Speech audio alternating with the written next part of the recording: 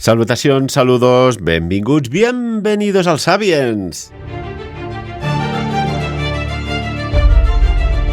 Llevo ya un montón de horas que, entre otras cosas que tengo en esas carpetas mentales y emocionales, espirituales y también, ¿por qué no decirlo?, biológicas, hay una que tiene como una cierta relevancia, predominancia, es como si fuera un gen dominante. Y es una palabra. Bueno, es más que una palabra. Y es cronovisor. Vamos a ver qué sucede hoy con el cronovisor, con el profesor Tristán Castell de Pinós. Tristán, bienvenido a Sapiens. ¿Cómo estamos? Vengo de mi Venecia espiritual, que es donde nos quedamos ayer en la última entrega que hemos hecho de este misterioso tema, y hay muchísimas cosas que todavía nos van a quedar, pero vamos a resumir porque es un tema francamente inacabable, dado el aldabonazo que dio en un momento Pablo VI al proyecto y que pasó pues de un trabajo científico abierto y bien considerado a un trabajo maldito y absolutamente rechazado por las autoridades del Vaticano. Y este es pues hundido en el más absoluto secretismo, riservato. Pues vamos a diservatar y te abro el espacio para que nos expliques esta cuarta entrega de El misterio del cronovisor.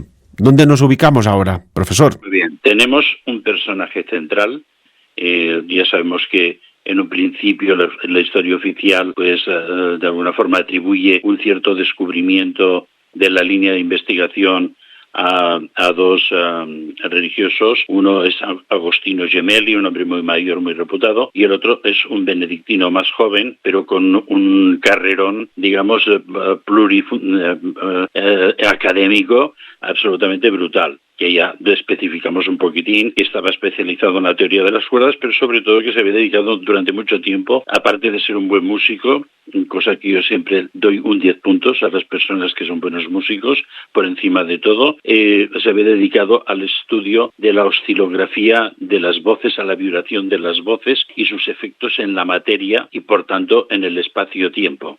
Esto yo creo que es un punto muy especial, ¿no?, de este hombre que se llamaba Marcello Pellegrino Ermetti. Entonces, sabemos por el anterior programa que en 1952 salió a la luz, se entrevistaron con Pío XII. Pío XII quedó absolutamente fascinado por el tema, les animó a que siguieran, y ellos, patapim, patapam, fueron siguiendo, hasta que Pío XII murió. Hubo un momento de incertidumbre. Los otros papas que siguieron, Juan XXIII hasta Pablo VI, fueron, de alguna forma, apoyaron el proyecto, pero a Pablo VI realmente se le puso la garganta absolutamente atragantada cuando empezó a ver cosas. Dijo que era un proyecto absolutamente peligroso, por razones que quizás pasaremos por encima de ellas, y que por lo tanto esto se tenía que desmontar y se tenía que olvidar. Con lo cual, estos 20, 30, 40 años, porque yo creo que estos dos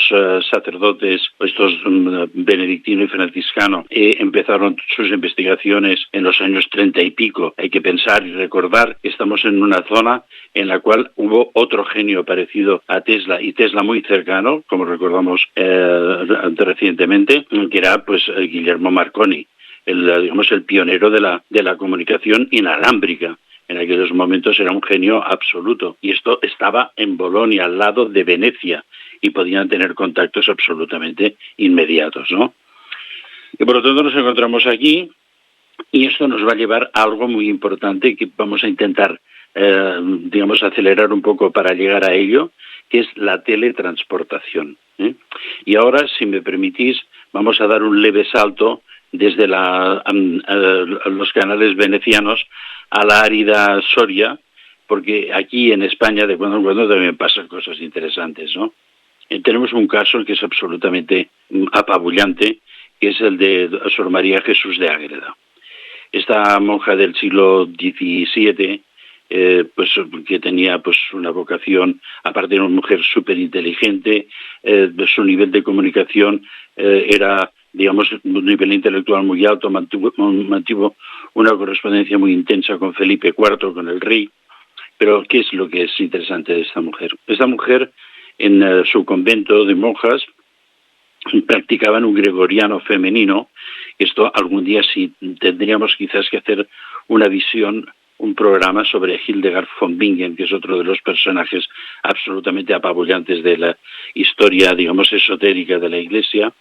Y entonces estas monjas llegaban a cantar en unas frecuencias especiales que abrían las puertas del espacio-tiempo. Tanto Olga y yo, atraídos por esta historia, estuvimos en Ágreda, estuvimos en el convento, estuvimos meditando, estuvimos conectando y encontramos, digamos, como vestigios de unas líneas digamos, de fractura temporal muy indeterminadas, pero que estaban allí. O sea, ahí quedaba todavía digamos, un rastro de una corrupción del espacio-tiempo, por llamarlo de alguna forma, ¿no? O un transvestismo del espacio-tiempo, en tanto en cuanto el tiempo dejó de ser cursivo para ser alterado, digamos, de una forma absolutamente insospechada, de tal forma que esta santa mujer, sin moverse de su convento de Ágreda, proyectó su cuerpo y su imagen a miles de kilómetros, a Nuevo México, a Texas, y entonces empezó a evangelizar a los indios de la zona, de tal forma que cuando llegaron los monjes franciscanos a intentar convertirlos al cristianismo, les pedían por favor que les bautizara, porque había una dama azul que ya les había advertido que venían y que tenían que bautizarse a toda leche, por decirlo de alguna forma, ¿no? El tema en un momento fue contemplado por la Inquisición, pero al final dictaminaron favorablemente a Sor María Jesús. Y hoy la ciudad de Santa Fe, Nuevo México, está hermanada con Ágreda. Es decir, ahí hay un relato, digamos que no es una teoría de la conspiración. Y por lo tanto estamos en algo que se nos relaciona. Religiosos, cantos, digamos, polifónicos y teletransportación. ¿Me entiendes? Atravesar el espacio-tiempo. Hemos de pensar, además, que en aquellos momentos, porque hay mucha gente que dice, bueno, ¿y qué hacían estos frailes venecianos que después estuvieron con Werner von Braun, con Enrico Fermi, y que estuvieron de alguna forma incorporados desde 1947, al menos 2 años después de la guerra, en estos proyectos que hay que recordar que en 1943 se produce la primera experiencia de teletransportación masiva, porque vamos a llegar a eso. No quiero... Bueno, espera, no nos dejes así. Abre un paréntesis. ¿Teletransportación masiva a qué nivel? Sí, total. Es decir, a pesar de que está totalmente considerado como un bulo, porque aquí todo lo que pasa que no les interesa que sepamos es un bulo, tal no sé qué, no sé cuántos, no sé qué, un globo aerostático, lo de siempre, ¿no? Pero lo que pasa, hay infinidad de testigos de la desaparición y la reaparición del barco USS Ehrich, ¿me entiendes? Que desde su base en Filadelfia fue transportado por la mecánica tesliana, que había sido robada previamente por Estados Unidos, así como le robaron a Wilhelm Reich no solo la vida, sino todas sus teorías, y también a un hombre que es mucho más desconocido, pero que es un personaje muy importante en esta escena, que se llama William Dudley. Es uno que al mismo tiempo estaba experimentando en Estados Unidos un cronovisor, y también un hombre que tenía, digamos, fundamentos científicos muy importantes, pero que aparte era un gran comunicador, creó una escuela alrededor suyo, y claro, en un momento determinado pues el FBI asaltó su centro, detuvo pues a toda la gente que pudo y le metió directamente en la trena, al estilo Wilhelm Reich, pero creo que no terminó tan mal como este Wilhelm Reich, que hay un libro maravilloso que os recomiendo, que se llama 100 flores para Wilhelm Reich. Ese que es enteraros más de su vida absolutamente mágica, ¿no? Permíteme un inciso. Ya que hablabas de teletransportación, Tristán, hay algo que aún está ahí y que parece ser que, bueno, ya se ha olvidado, se ha amnistiado en lo que podríamos decir en los medios de comunicación sobre el extraño caso del avión de Malaysia Airlines, el famoso MH370, que ya dijimos que aquello era tan sumamente raro que posiblemente jamás encontrarían restos de ese avión. Pudo abrirse un espacio-tiempo temporal y fue engullido por un agujero de gusano y jamás se volverán a encontrar ni a sus pasajeros, tripulación de avión, ni restos del avión. ¿O qué pasó allá? Porque parece ser que hubo una serie de señales que el avión se estaba dirigiendo a la Antártida. Y resulta que en el maletero, en la zona de carga, llevaba un extraño artilugio que no había pasado por ningún control de aduana. Sé que no va ligado con lo que estamos diciendo, pero me has hecho recordar casos de teletransportación o desapariciones extrañas de tantas personas, de tantos ingenios, de tantas cosas que no sé si alguien está jugando con el tiempo y el espacio. Sin lugar a dudas, y el tema de la Antártida, digamos, cada vez es más explosivo. A medida que vamos avanzando en el tiempo van saliendo nuevas informaciones y creo que hemos de dejar pasar un poco más de tiempo para volver de nuevo al tema de la Antártida y revalorarlo, ¿no? Pero en este caso, lo que es importante es que en ese tiempo, mientras estos religiosos están trabajando en esto, los americanos han cogido a un barco, lo han llevado a 600 kilómetros, o sea, desde su base en Filadelfia, Montauk, hasta Norfolk, y desde Norfolk se devuelve el barco a su sitio, lo que pasa con resultados absolutamente horrorosos, ¿no? Hay muchas historias, hay incluso una película que trata el caso. Es decir, Estados Unidos estaba en el mundo de la teletransportación y en la búsqueda del manejo del tiempo. Y claro, esta investigación en Italia, en esa zona que es un caldo de cultivo de la ciencia avanzadísima, como comentamos, pues claro, esto les interesa a los americanos de una forma total. ¿Qué es lo que pasa con el tema de los papas que de pronto no cambian la dirección, como en el caso de Pablo VI y como ahora nuestro amado Francisco está destruyendo sistemáticamente toda la obra del Papa Ratzinger, y que ahí también hay una cosa que quizás algún día tendríamos que poner encima de la mesa, ¿no? Y entonces, pues bueno, realmente se le prohíbe a Ermeti que hable, que haga ningún tipo de manifestación. Incluso, ¿me entiendes?, se le amenaza de alguna forma con la excomunión en privado y después será en público. La respuesta de Ermeti, despechado de todo este rechazo final después de 30 o 40 años de investigación, de entregar su vida a ese proyecto, es entregar una entrevista a un dominical, a la Domenica del Corriere, y que claro, en aquel momento el Corriere della Sera era el diario más vendido en toda Italia, y el dominical, pues imagínate, ¿no? Y ahí en 5 páginas hace una entrevista en la que él afirma que él ha conseguido las imágenes de Jesucristo, que ha estado en la crucifixión, que no sé qué, que no sé cuántos, ya comentamos que había estado con Napoleón en Waterloo, etcétera, etcétera, etcétera, etcétera, y aparte aporta unas fotografías de Jesucristo en el momento prácticamente de la expiración en la cruz. Eso crea un revuelo tremendo en toda Italia, y entonces ahora se convierte pues en el reportaje estrella de los años 70, ¿no? Porque entonces va corriendo por todo el mundo, ¿no? Y entonces esa es su pequeña venganza, ¿no? Inmediatamente después de la pequeña venganza, la Iglesia publica un edicto en el que amenaza de excomunión inmediata a cualquier persona que revele a través de cualquier sistema científico que pueda penetrar en el espacio-tiempo hechos del pasado. Con lo cual se refiere exactamente, ya pasan, a pública la amenaza de excomunión que tenía el padre Ermeti, ¿no?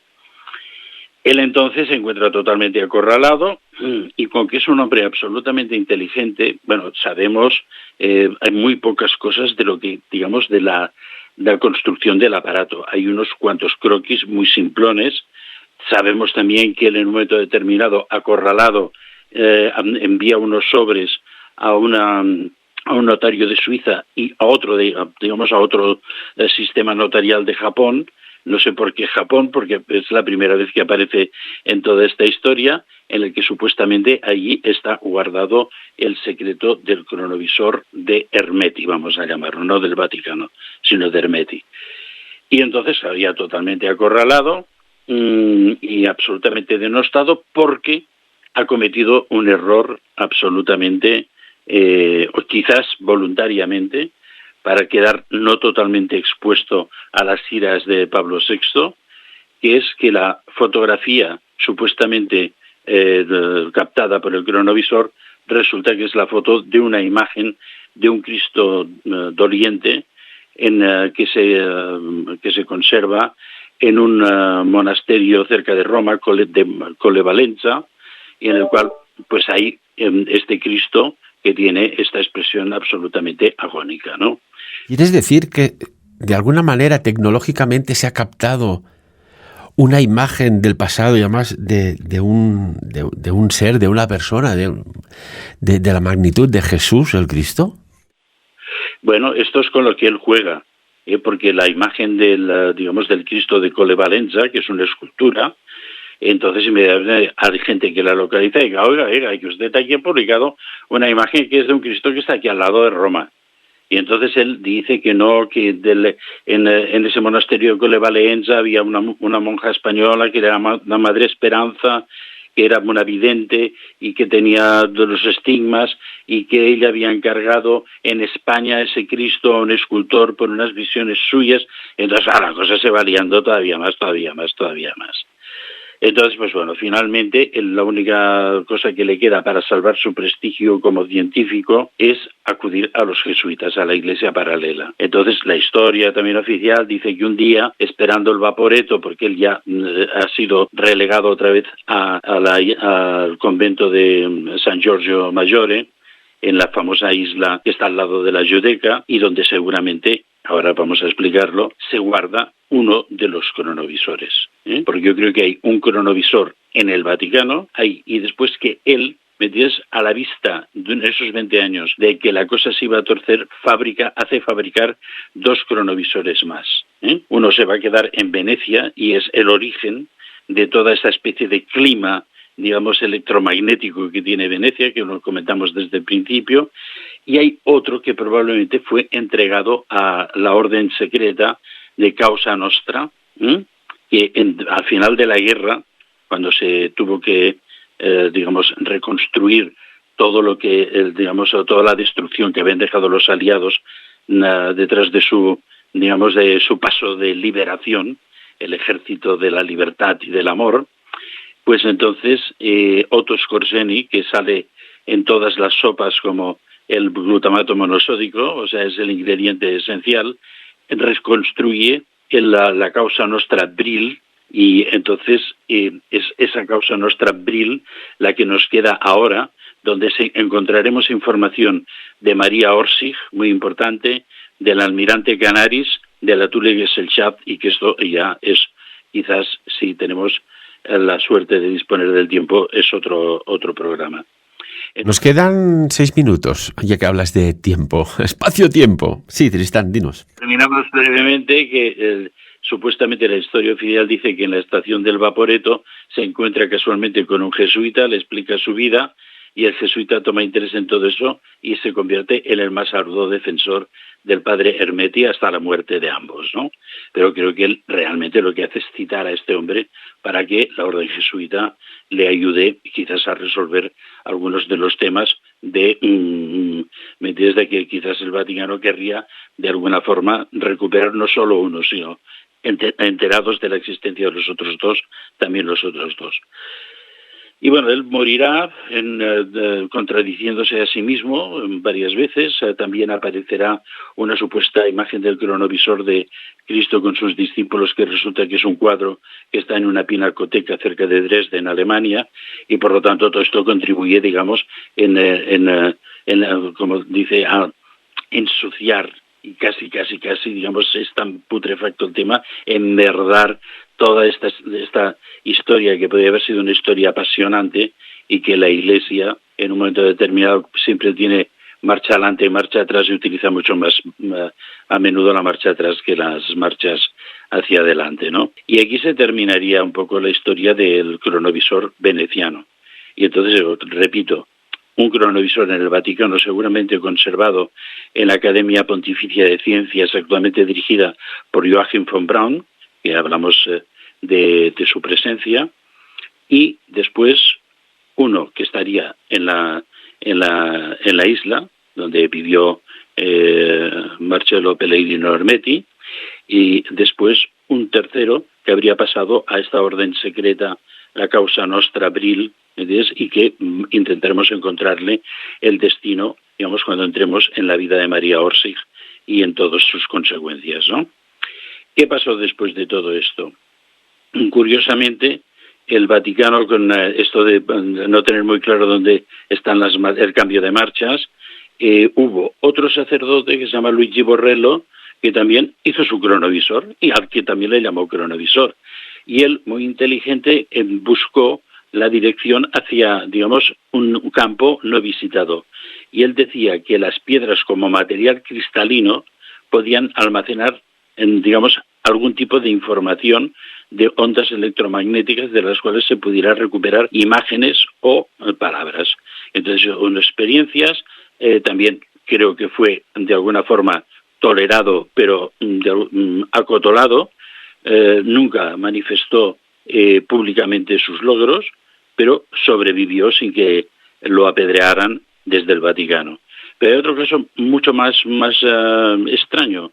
Después de todo este barullo y esta situación sucia, de pronto el Vaticano descubre que hay un pseudocientífico sueco que se llama Fredrik Jürgensen, y que ha hecho la declaración de haber captado las primeras psicofonías. No es cierto, hay psicofonías, entre ellas las de Ermeti anteriores, pero exactamente menos lo supo vender, y además dedicó su vida al estudio de las psicofonías, ¿no? Pero aparte, este hombre era arqueólogo, y era un hombre así, digamos, multiprofesional.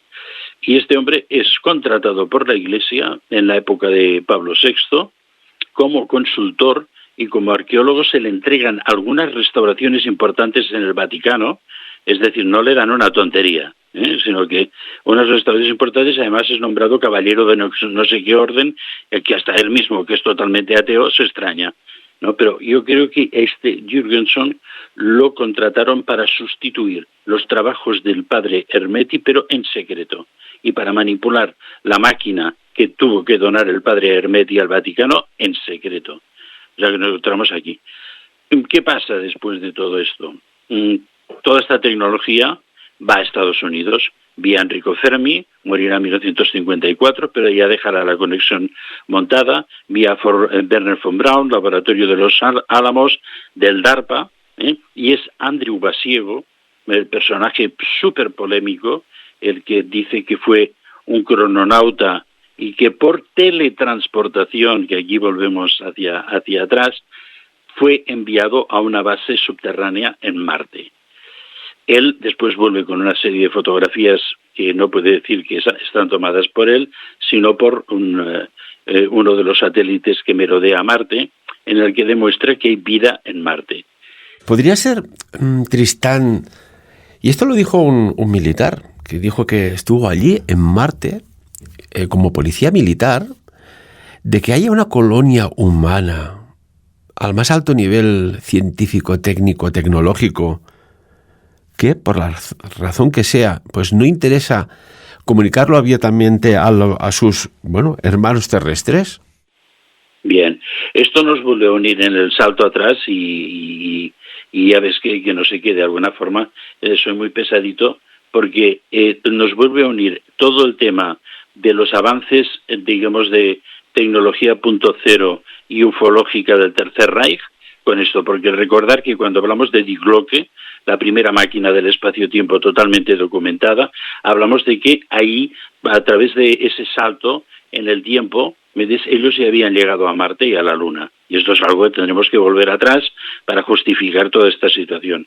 Andrew Basiego ha sido un hombre muy, muy activo, y ha conseguido que otros crononautas que han estado en Marte hayan denunciado públicamente, entre ellos la nieta, creo que es del presidente Eisenhower. Correcto, sí. Es que se la querían llevar allá. El Colicua.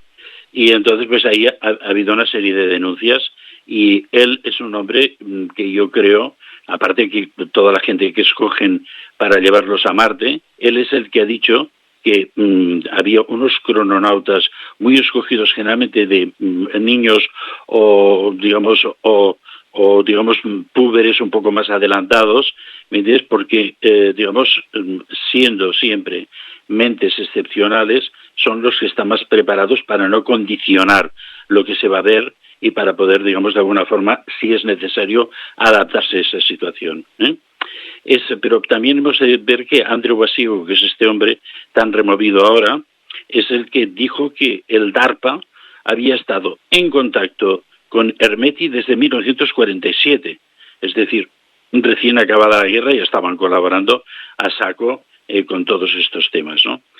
Nos queda nada, 30 segundos. Tristán, resumiendo en formato casi de titular, ¿sí existe un cronovisor? Y si existe, ¿se está utilizando? Existen los cronovisores avanzadísimos, porque estamos hablando de los años 70. Es el punto álgido del artículo de la Domenica del Corriere. Que en los años 70, hasta ahora, pues imagínate el desarrollo que podrá haber habido. Mientras tanto, en medio de todo esto, ha habido el proyecto Pegasus, en el que estuvo involucrado Andrew Basiego, y hubo el famoso proyecto Looking Glass, que todo esto se ha, en un momento determinado, basado mucho en el revuelo que produjo la película Contact, sobre la novela del mismo nombre de Carl Sagan, porque realmente todo lo que explica la película Contact está basado un poco en el proyecto de Dick Locke, en la construcción de los anillos contramagnéticos, ¿no? Y entonces, pues claro, ahí pues ha habido, un primer momento de que fue saliendo un poco a la superficie un proyecto de máquina del espacio-tiempo, en la que ya decían que no tan solo se podía llegar al pasado, sino que se podía llegar al futuro, y del futuro volver al pasado. Y esto cuando hablemos del tema Maria Orsi, hay un tema muy interesante, una teoría muy interesante ahí también. Por lo tanto, hay máquinas del espacio-tiempo, el cronovisor es verdad o fue verdad, a pesar de lo que digan, y después hay otra cosa muy importante. En estos momentos, lo que se está produciendo no es un viaje interestelar, es la teletransportación. Andrew Basigo dice que los presidentes anteriores de Estados Unidos han sido llevados a la base secreta de Marte para que vean de qué va el pastel, y que ahí ha estado el padre Bush, el hijo Bush, el Clinton creo que también, y el Obama, por descontado, nuestro amigo Monserratino también ha estado allí. Esto al menos es lo que asevera de forma categórica pues Andrew Basigo. Tristán Castell de Pinós, como siempre nos sorprendes, nos fascinas, nos dejas así con ganas de más. Para un próximo capítulo, ya que has hablado tanto de Maria Orsi, bien merece este ser, no sé si era humano o de otra, podemos decir, espacio-tiempo dimensional, otra civilización que estuvo muy cerca de las altas esferas del partido nazi. ¿Te parece? Lo haremos, pero dame un poco de tiempo, porque estoy en la línea, en la línea desconocida, porque líneas conocidas y que todo el mundo repite como loros, hay por todas partes. Al igual que el cronovisor, que ya viste que nosotros hemos empezado buscando una génesis, más fiable, un hilo conductor, sin rupturas, y hemos conseguido de alguna forma unas hipótesis coherentes. Vamos a intentar con el tema Maria Orsi y las Brilldamen, encontrar, una línea coherente sin vacíos también, y que seguramente conectará con Marte, la Luna y otras cosas que están ocurriendo. Sin lugar a dudas. Y la pregunta es, ¿se está modificando desde un futuro que es un presente lo que ahora conocemos como este presente que nos envuelve? ¿Sucede de forma inducida, aleatoria, causal o casual? ¡Qué maravilla! Y a la vez, qué preocupación. Tristán Castell de Pinós, como siempre, amigo, muchísimas gracias, profesor. Gracias a ti, Ferran, un abrazo. Permíteme, 2 segundos. Tanto cronovisor, si me permites, haciendo honor al programa, voy a hacer un cuadro de lo que he visto mientras tú ibas hablando de los cronovisores. ¿Qué te parece? Bueno, estamos esperándolo aquí, pero absolutamente impacientes, ¿eh? O sea que ya cuando quieras, pásalo para aquí para que podamos de alguna forma disfrutar de ello. Pues así se escriba, así se diga y así se haga. Tristán, repito, muchas gracias. Y amigos y amigas, como siempre, el tiempo con este profesor es que no hay manera de curvarlo. Es el que es. Espero que os haya gustado el programa y, como siempre, por encima de todo, sacad vuestras propias conclusiones.